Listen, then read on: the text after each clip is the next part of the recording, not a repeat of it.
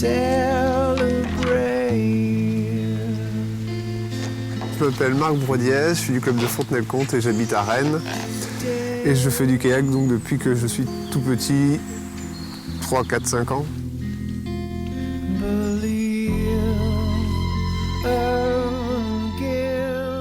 Je suis champion du monde par équipe en 2010 et médaille de bronze aussi par équipe.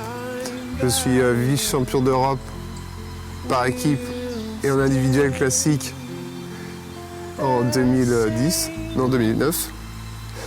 Champion d'Europe aussi, sprint par équipe en 2009. Champion de France 2009 sprint.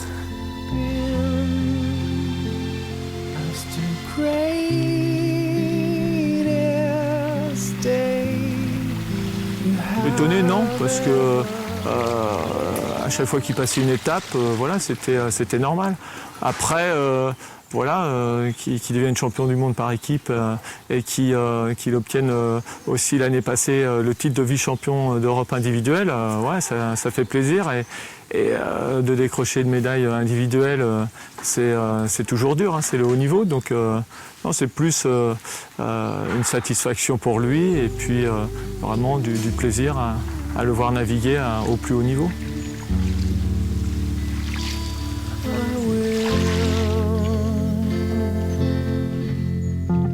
En fait, c'est mes parents, ils faisaient du C2Mix eux depuis l'âge de 17 ans.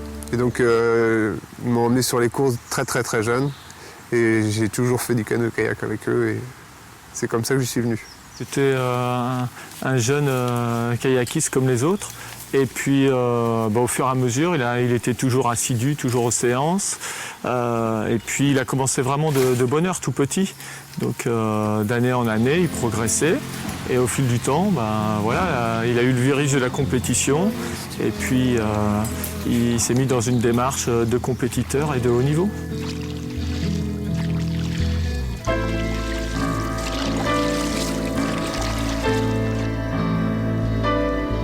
Ce qui me plaît, c'est le rapport avec la nature et les sports d'eau en général. Quand on pratique le kayak de haut niveau, on fait aussi beaucoup de VTT, course à pied, musculation et piscine. Et on peut choisir d'autres sports comme le badminton et le tennis. Mais c'est vraiment des sports de préparation physique générale que tout le monde quasiment pratique. Et donc ça aussi, ça me plaît énormément dans ma pratique du canoë-kayak. Ça va entre 20 et 24 heures de sport par semaine. Et en semaine de récupération, entre 15 et 17 heures.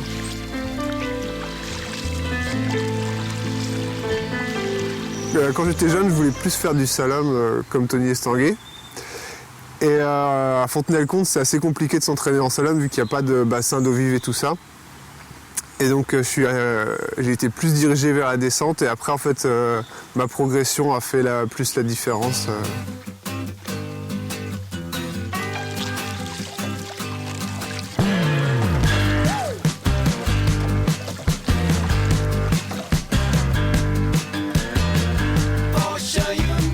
Le canoë, ça se pratique à genoux avec une pagaie simple, comme donc les pirogues. Contrairement au kayak qui se pratique assis avec une pagaie double, comme les Inuits. Et donc dans le canoë-kayak, il y a beaucoup de disciplines comme les trois principales. Le slalom, la course en ligne et la descente.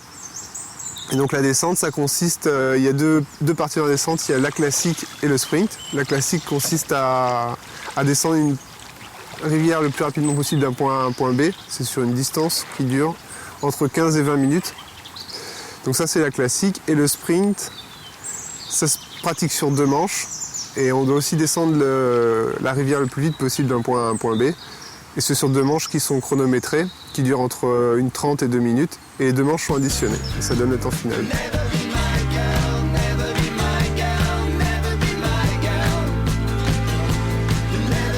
Ce qui me plaît dans la compétition, c'est plus le dépassement de soi-même, en fait, à repousser ses limites plus que la compétition en général. Je ne suis pas un compétiteur dans la vie. Ça dépend des compétitions et c'est sûr que pour les compétitions importantes, il y a beaucoup de stress. Mais c'est du bon stress en général qui nous permet d'aller plus loin et plus vite. Il y a plein de compétiteurs qui sont très forts à l'entraînement, mais le jour des compétitions, il faut être là. Et lui, on va dire qu'il a un mental, c'est un compétiteur. Marc, toute une saison, il peut être derrière tous ses adversaires français. Et le jour des sélections, paf, il est devant et lors des courses aussi, il y a des grandes courses. C'est un compétiteur né. Dès qu'il a le dossard sur le dos, pour une course importante, il est là, il répond présent. Voilà. Alors que les courses moins importantes, on va dire, tout au long de la saison, il peut les prendre plus à la légère. Voilà, mais il sait répondre le jour J, quoi, de la grosse compétition.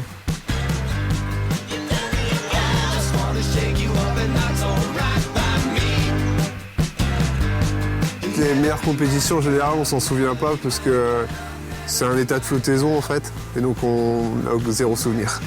Enfin moi personnellement, c'est comme ça que j'ai. Et donc oui, j'ai des pires souvenirs, mais j'ai pas de bons souvenirs. C'est peut-être pas mon pire, mais déjà cette année, c'est au bout de 3 minutes de course, quand on commence à sentir les bras, c'est qu'en général c'est pas très très bon. Quand on commence à sentir la douleur, c'est que ça va pas très bien se passer. Et donc ça, en général, c'est pas des très bons souvenirs, et le résultat en bas est à la hauteur des souvenirs.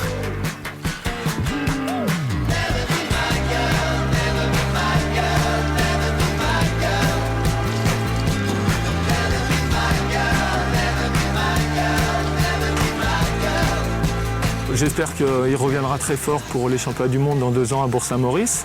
Et c'est la belle grosse eau vive comme il aime. Sur un parcours, j'espère qu'il sera bien défini. Donc il peut être champion du monde en individuel. Mais après, voilà, le chemin est long. Il faut continuer à s'entraîner dur. Il faut pas être blessé. Voilà, il y a tellement de paramètres qui rentrent en jeu que déjà ce qu'il a fait là, c'est super. Voilà, maintenant, s'il continue, ça sera du bonus, quoi. Il y a les championnats d'Europe cette année, mais c'est un objectif secondaire. J'aimerais bien plus me consacrer sur les championnats du monde l'année prochaine qui seront en France, à Bourg-Saint-Maurice, en Isère.